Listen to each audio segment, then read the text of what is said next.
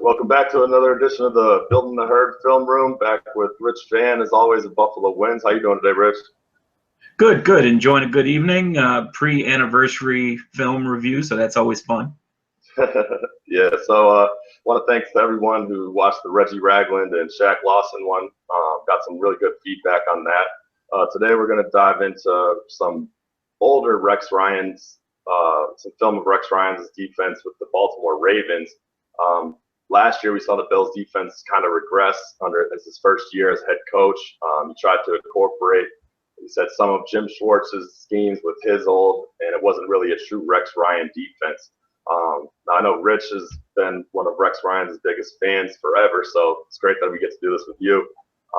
But really, going back, we're looking at the Rex Ryan defense. Everyone says, is it a 3-4 or a 4-3? And the answer is really yes to both. It's multiple, it's exotic. You're going to see a bunch of different fronts, and we'll just kind of break that down for you guys. Yeah, I first found this film a couple of years ago. I want to say, gosh, it was like 4 years ago when I first started coaching here in Pittsburgh, and it was a godsend because for years, especially with the advent of the internet and sharing files, I've been able to look at Rex Ryan's defense by way of his playbook, but I haven't had an opportunity to really look at what he was doing live or as he would teach the players. Thankfully, one of his coaches, I want to say it was actually Mike Pedden, went to a clinic and shared this, and one of the coaches was kind enough to throw it up on YouTube. It's been up for almost, at this point, 5 years, so I'm hoping that it'll stay up a little longer. If you guys go on to YouTube and search Ravens 34 defense, you'll be able to see it. I'm going to share the screen right now. For the duration of this, we're going to be just going through it, and hopefully you guys learn a little bit, and we, learn a little bit too with you.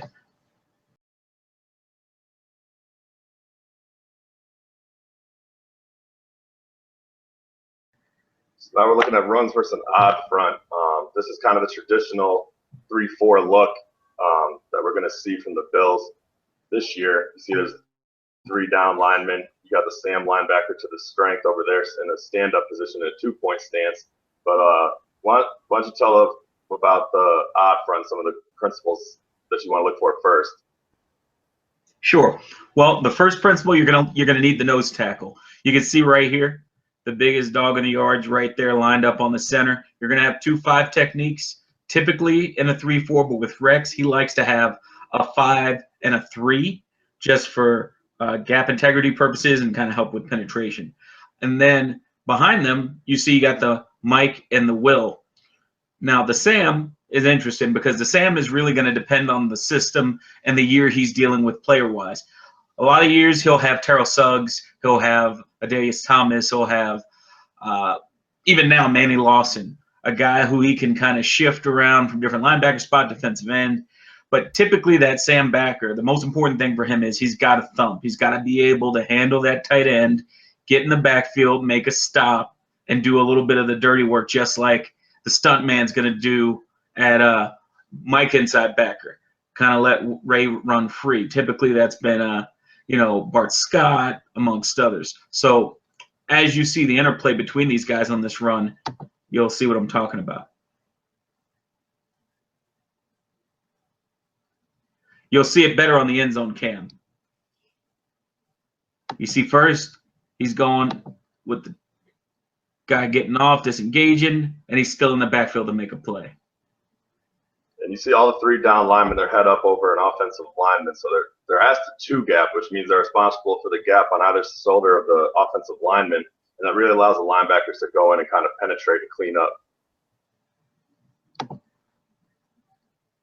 Now you see, this is great because before the advent of the NFL package where you could watch film, things like that, it's really awesome when you look at this tape because you're seeing the down and distance. This is 1st and 10. I would call this the -10 of the offense, their own 10-yard line, and you're seeing a little bit more aggressiveness. Now this is a great picture. You can see head up, head up, head up. Sam right on the little bit outside shoulder of that tight end. And then typically with Rex, we've been calling them, at times edge rushers, but this is his rush linebacker typically. He's going to be the guy that's getting up the field going after the quarterback. In this case, he's free, so this is going to be pretty fun for him. And then you see Mike and Will, with Will here. Typically, in Rex's defense, Will has been Ray Lewis, and that's just because he could free flow, get over the top, make the tackle. The Mike's been the stunt man, the heavy lifting. In our defense, with Preston and with Brown, most likely, in my opinion, and Rob shoot a hole in it, I think it's going to be a little bit more of this again, where it's a true Mike, true Will, because Rex has stated that he trusts Preston this year. But I wouldn't be too surprised by year 2 if you see a lot more diversity, especially once the rookie has the system under his belt. Yeah, I'm really interested to see if they really flip those roles as the season goes on, because both of them are really, they're big, strong thumpers really as they're getting that label. But Preston Brown in his rookie year, we saw him play all 3 spots, Sam, Will, and Mike, when they had Brandon Spikes there. So Reggie Ragland too, he's another guy that could get downhill, take on blockers as well, but he can also clean up. So having 2 guys like that in the middle of the defense is going to be good. And you can see in this one, let me back it up. You can see how the Will is slow play, and then get in attack. He's waiting. The Mike's coming downhill. He's engaging with the guard, and it just has a free shot for the Will. And you can see what Rob was talking about before with the idea of 2-gapping. If you take a look at the nose tackle, he's staying lateral. He's fighting pressure with pressure, and he's taking up the center and the guard, which allows the defensive end and the linebacker to make that tackle. And in our defense with the Bills, Marcel Darius has that role. I know a lot of people groan about it, but having somebody that can really reset the line of scrimmage and hold the point of attack and allow the defense to flow after the ball carry is really integral to this defense. So hopefully we'll see Darius moved around from the 5 technique back to the nose tackle, but I do think we'll see a lot of them at the nose. In this play, I want to highlight something here, because this is going to be still run play. You see Ray is still on the weak side, but this time he's paired up with T-Sizzle.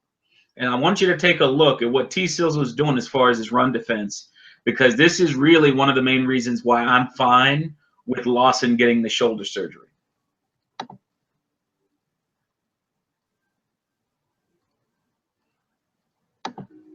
Notice he had to, typically that was what we call wrong arm. You want to keep your outside arm free and allow the corner to have a chance to come in and make the tackle or funnel it back into your linebacker. In this case, he had to dip in with that right shoulder and force him out to Ray. So it's kind of like a switch of responsibilities, a scrape, if you will. And then you still have, it looks like, I want to say that's Reed, but I could be wrong, 28. I'm wrong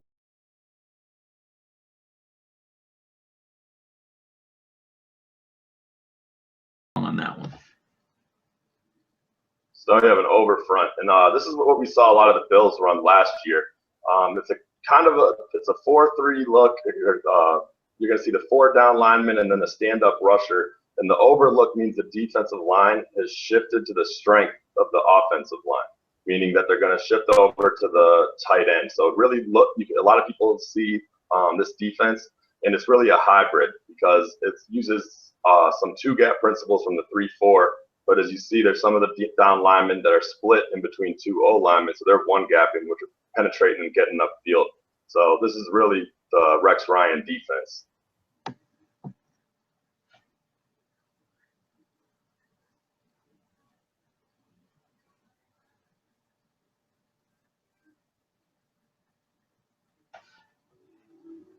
You see, you got your 5 technique, your nose tackle, but then your other tackle to the right of the screen right now is in between that guard and tackle in kind of a 3 technique.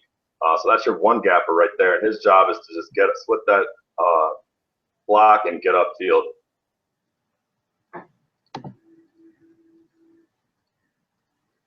You got your Sam just blowing up the tight end. And you notice stuntman Ray. Stuntman comes down the line, scrape, and the tackle. Ray can slip through, make the tackle. Now, and that's why. Oh, go ahead. I said, and that's why Reggie Ragland's going to be so good in this defense, in my opinion. Coming from Alabama, it's a really similar scheme that Nick Saban installed there as Rex brought to the Bills. But he's just a seek and destroy player. You got to have instincts, and then you got to have that run and chase ability. And a lot of people had concerns over Ragland's athletic ability. When you go back and watch him, as we did, you really see that he has the instincts, he has the lateral speed to kind of see what's going on, locate it, and shoot after him. And I wouldn't be surprised as we go through the season. I'm really disappointed that other commitments prevent me from coming down to camp this year, because I wouldn't be surprised if during camp Zach Brown is in there at times, depending on the personnel package, because he might not have the sand in his pants of Preston Brown or our new guy Reggie, but he's got the speed. And if you have that speed, and Reggie or Preston in that situation is going to be the stunt man, he can get in there and he can make a tackle really quick. Now more of the same.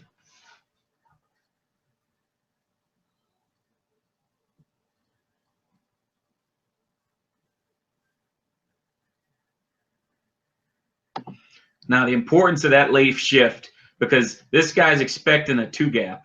And on this run, you see how bad the defensive end messes it up, because now they're kind of not sure who to block.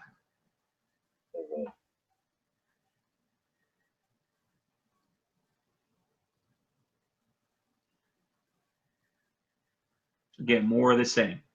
I'm going to jump ahead a little bit to the next.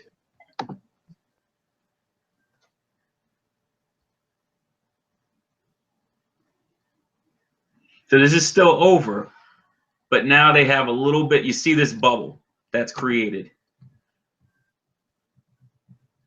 because this is it's a 4-3 in appearance only.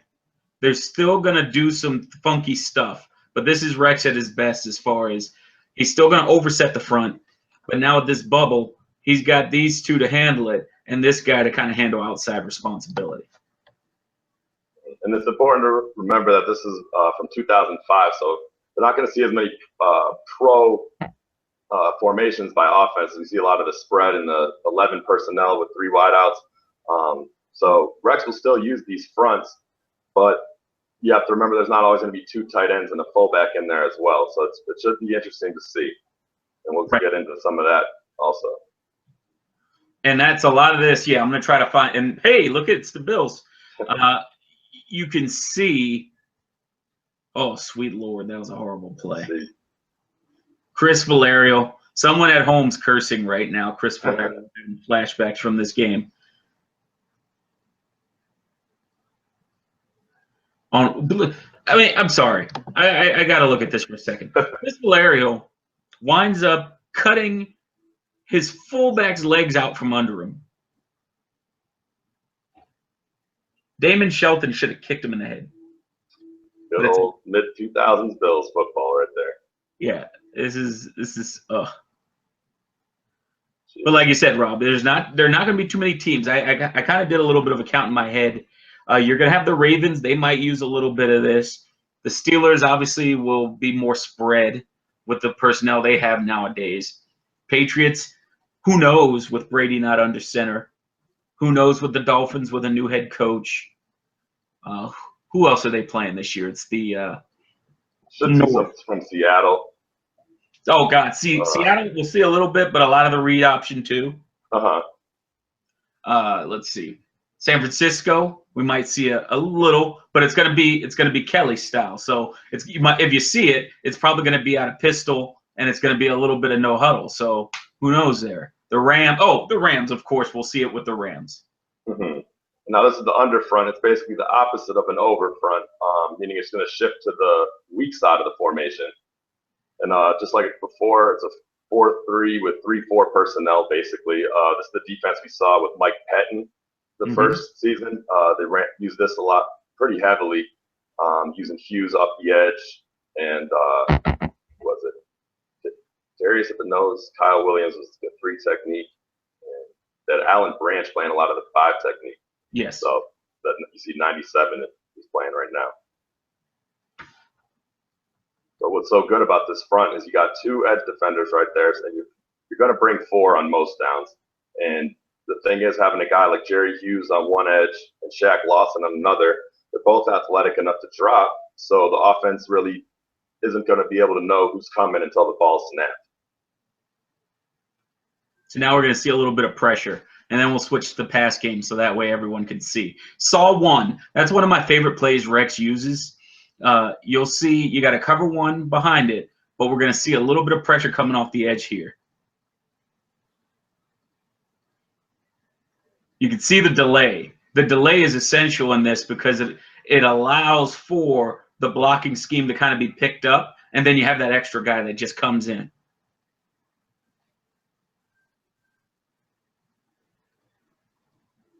That's Will Demps sacrificing for the team. You have a free safety or a strong safety throwing his shoulder into a lineman, blowing up a play, helping to make a fumble.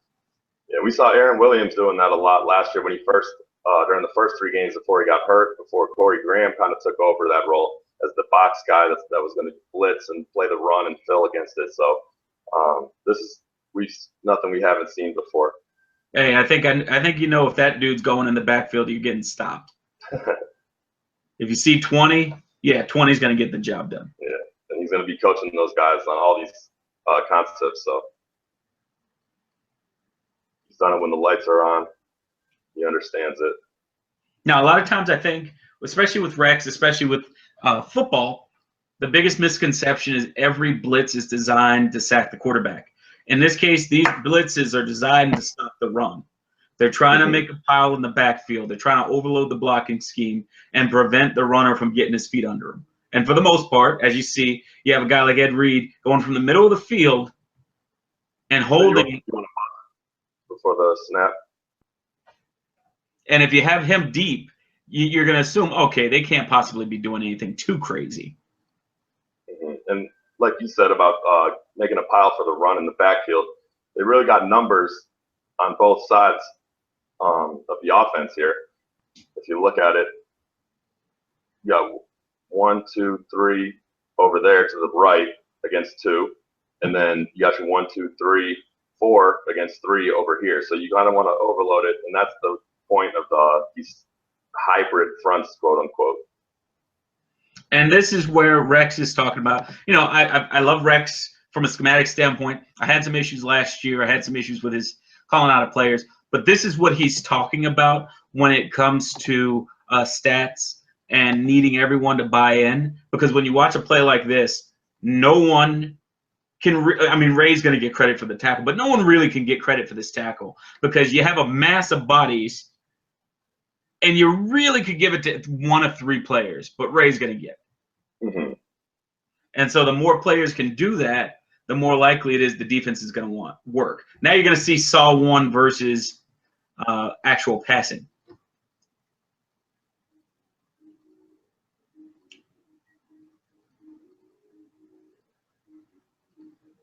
And I wouldn't recommend this typically, but when you have Ed Reed's taking that back, no matter what you tell him. And there's the flag for that one. He'll show that one to show how you properly make a convoy once your safety gets an interception. And this is a halfback pass. This was doomed from the start.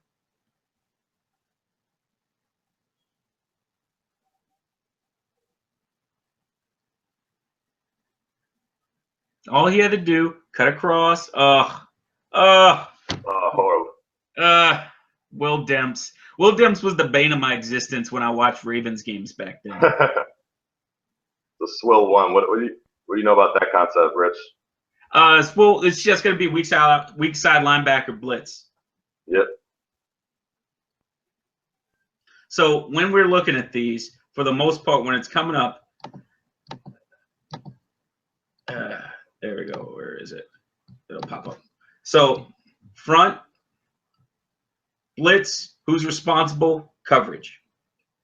Over swill 1. So when they were talking about the checks and stuff they had to do during a game, the communication's essential because if you say under swill 1 instead of over swill 1, you've completely changed the dynamic of where the blitz is coming from and who's going to be there to account for it. Now the coverage is still going to be the same, but that front, especially with a defensive coordinator or defensive mind like Rex, that front has to be there for the magic to take place.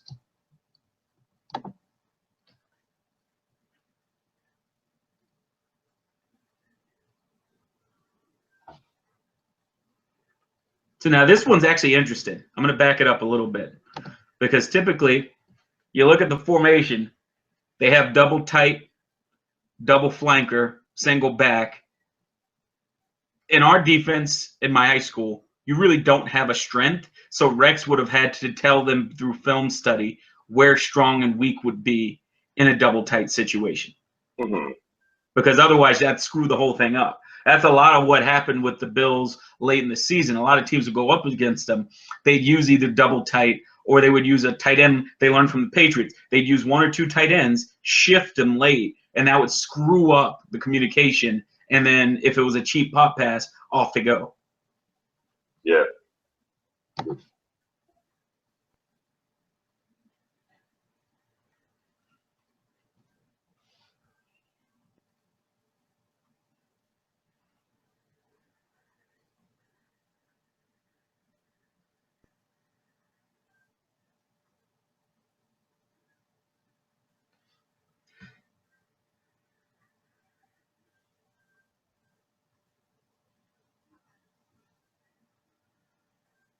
So that's saw blitz again.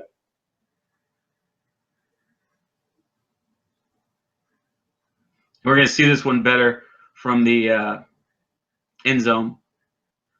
One of the things I think you guys should notice is how late the defensive line shifts in the cadence of the quarterback.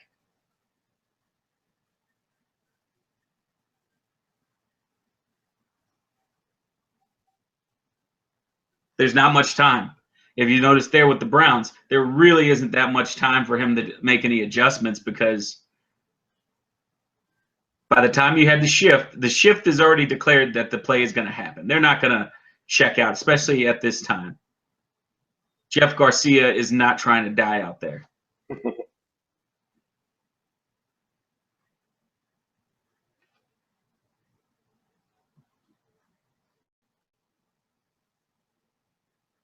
Jaguars.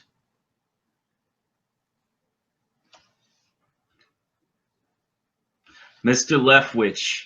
The only thing that saves them in this play is because of Byron's elongated throwing motion. Take a look. That was the one I always called him the Black Drew Bledsoe because of he wasn't the quickest quarterback. And people always would say, you know, some of the myths of like black quarterback, oh, you know, Byron Leftwich, you can move. Not so much.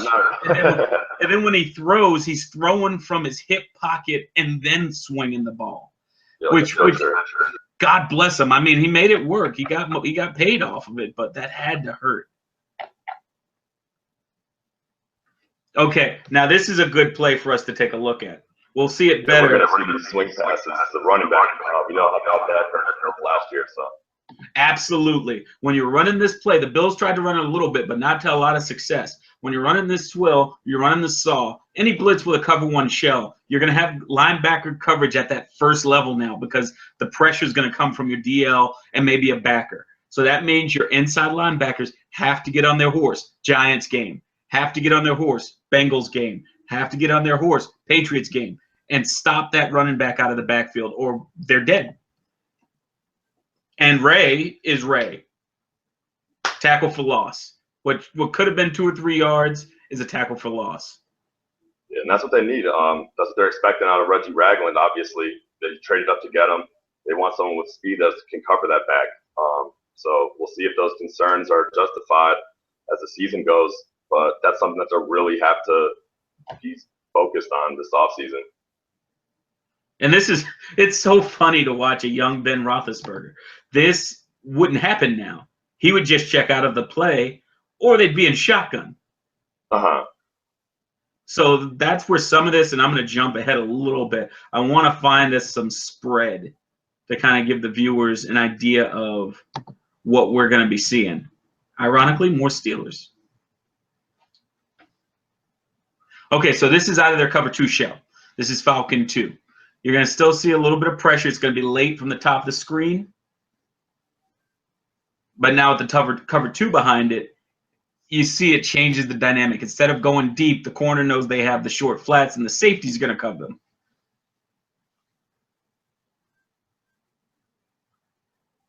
More single back.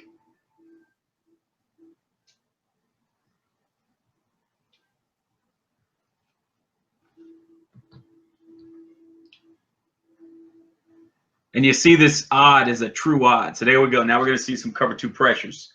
And this is a 24-minute video, so we don't want to go too crazy with you guys. Again, late. Demps is coming as the safety. Got him off his landmark. He's Ben. Ben Roethlisberger now probably might do the same thing, but he most likely has Antonio Brown to chuck it to. No offense to Hines Ward or whomever else is out here at the time, but he's a bit of a different animal. This whole deep front seven is just unbelievable too. One of the best defenses of all time. Just pulling off. Yeah, absolutely. And this is where I'm hoping that when you look at the Bills defense and how they remodeled themselves this year, when you look at this play here, I'm going to pause it before Jeff dies. You need this to be Lawson. You need this to be Aaron Williams. This to be most likely Marcel. This to be your boy Adolphus. You need this to be Adolphus, and most likely this to be Kyle. The reason I say this and not this one is because for some plays, for the sake of his knee, for the sake of his health, for the sake of longevity, it's not going to be the worst thing in the world for Kyle to get a stalemate with one lineman. And I think Bills fans, we're so used to him penetrating in the backfield, making the play. Sometimes, just like with the oh God, what game was that? Was that Jacksonville or what game was it last year where he chased Tennessee, where he went down? He chased Mariota down, all the way out to the sideline. Yeah, that was amazing, and that's because of the type of athlete Kyle is. And if we want him to stay that type of athlete, we need to use some of the depth at line. And I'm really hoping this training camp reveals how good some of these rookies are, because if they can show up early, they could be a force. Rest in peace, Jeff Garcia.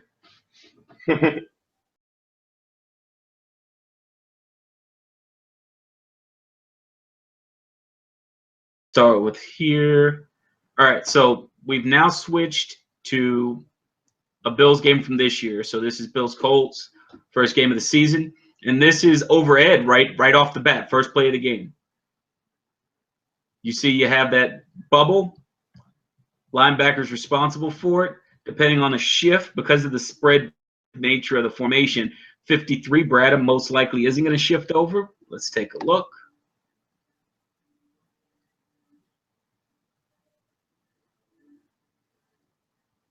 Got Lawson out there, and man.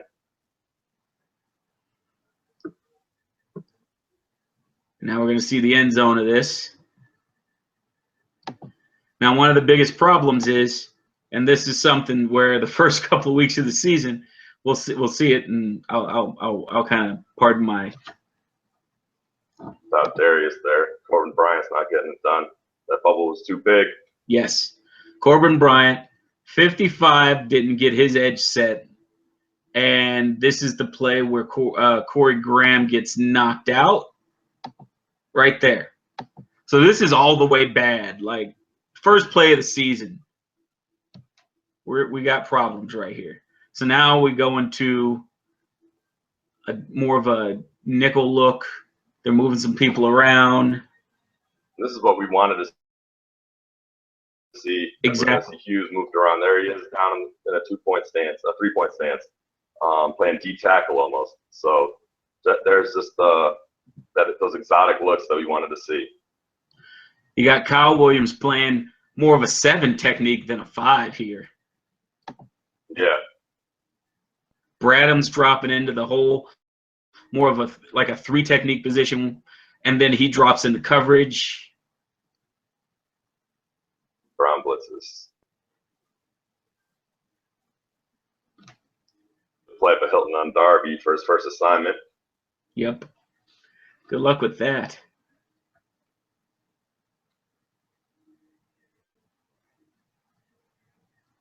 Kyle coming off the edge, though.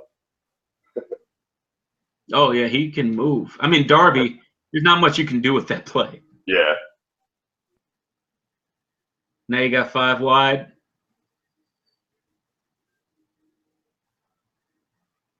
And this was really the story of this game. If the Colts had spent more time with the short stuff and not trying to be cute, they could have walked away with this game.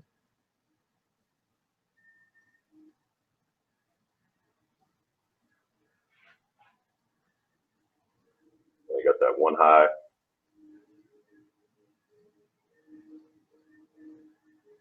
Ooh.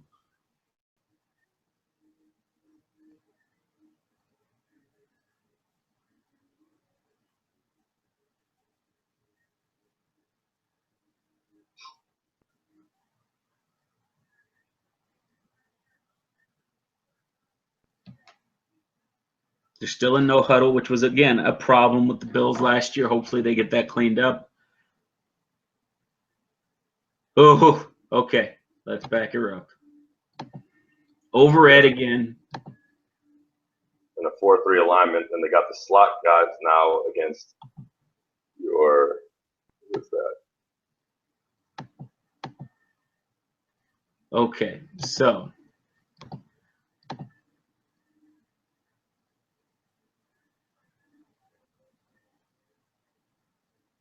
So Braden's now responsible for the slot guy. Yep. And Manny Lawson let him go down this is the pattern matching where they really screwed up. Oh, yeah, and you could see, here's the mistake, and this is where communication comes in. Before the snap, Mario Williams is pointing out to Manny Lawson that's his guy. Manny is not looking at him at all. And I'm going to see if I can pause this so you can see it. So Mario stops, gets on, and he points about Manny's not looking at all. He's looking at the back in the backfield the entire time. Manny goes for the back. Hey, there's the hole. Now they're saved because there was holding on this play. So instead of being 30, what's that? But Mario milled it in.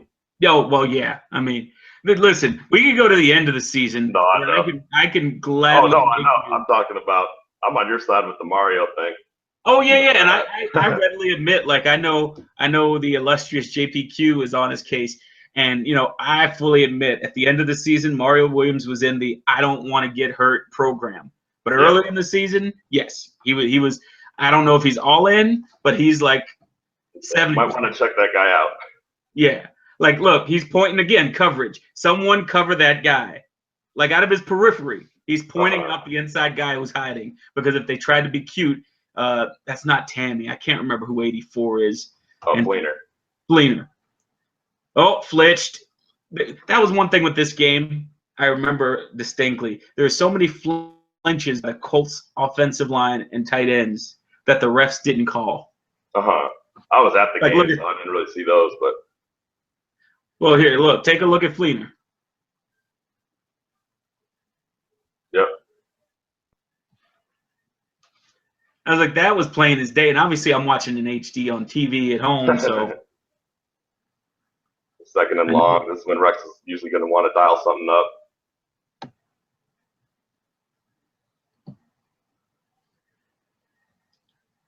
Oof. This is the start of Darby getting a little bit of that confidence. And look at Aaron Williams behind him talking to him all the way. Yes. Before he gets that interception, when we get to that, I'll show you. You see Williams explain the route pattern to him. All right, guys, thanks for watching another episode of Building the Herd, the film room with me and Rich Fann, as always. I hope you guys learned a lot, and we'll be looking at some of the different coverages and other scheme-related things as we go on.